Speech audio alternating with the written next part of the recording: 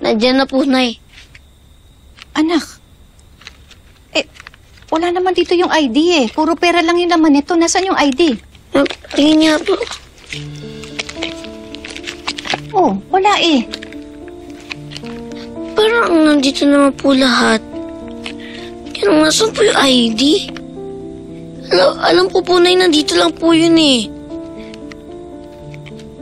Nasaan na?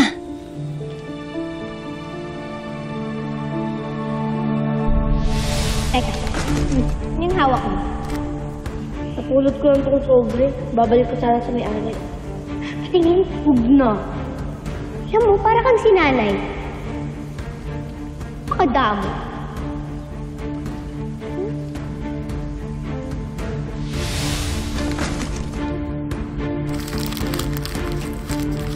Wow! Daming pera! Kupitan ko kaya. Kaso baka mahalata ni Tyrone. Pagalitan na naman ako. Nino kaya to?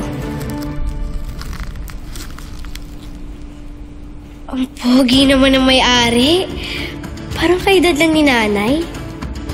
Teka, parang kahawig siya ni Tyrone.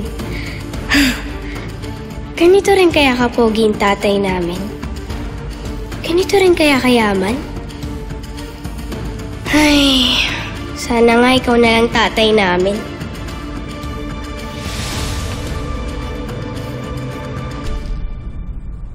Naku anak, paano natin ibabalik yan kung wala yung ID? Hindi natin makikilala yung may-ari ng sobre na yan. Nay, alam ko po nandito lang talaga yun eh.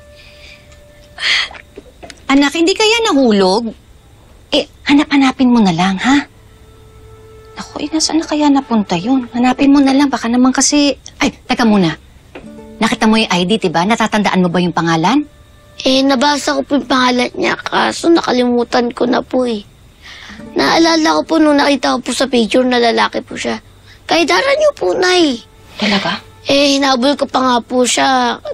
Kaya lang nakaalis na po siya sa sasakyan niya eh. Ganun ba?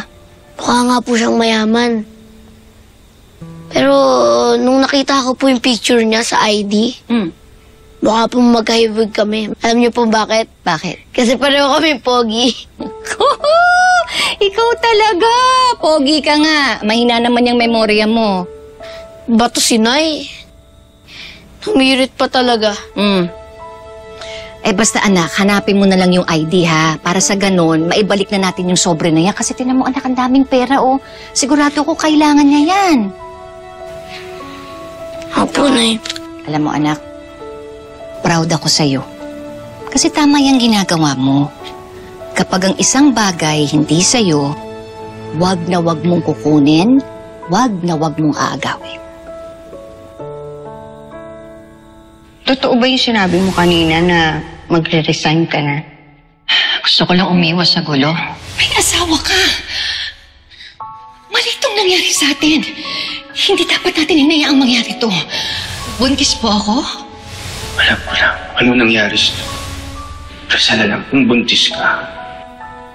Nay, kayo naman din po nagturo sa amin nun eh. Maging tapat sa kapwa, patas, at higit sa lahat, hindi kunin ang hindi sa'yo. Very good yan, anak.